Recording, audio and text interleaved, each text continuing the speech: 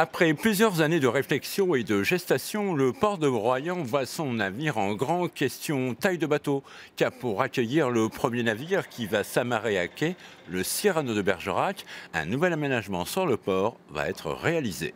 On a prévu donc la réalisation d'un certain nombre d'aménagements au niveau du quai des Sabliers, avec la mise en place d'un ponton spécifique qui va venir en appui du ponton existant. Et on va planter 4 ducs d'algues, donc 4 gros pieux de 1,20 m et qui vont permettre aux bateaux de s'amarrer. Une escale rendue aujourd'hui possible grâce à la loi bleue votée en 2016 qui autorise les bateaux de croisière fluviaux à naviguer dans les estuaires. Un nouvel afflux touristique attendu avec impatience par tous les acteurs économiques. On a donc une clientèle qui va être présente du mois d'avril jusqu'à fin octobre. Et donc on va effectivement sur une clientèle de morte saison. Et ça, c'est l'élargissement dont tout le monde pouvait rêver, en tout cas dont tout le monde parlait et qui avait du mal à se faire sur ce territoire particulièrement.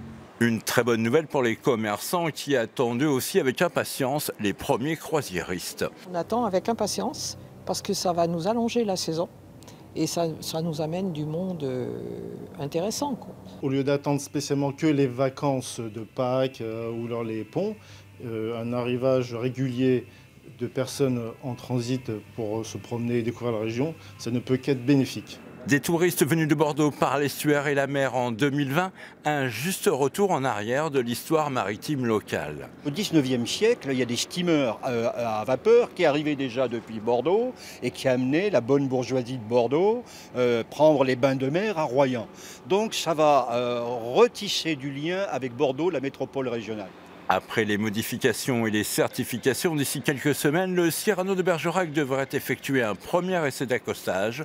D'autres suivront au cours des mois.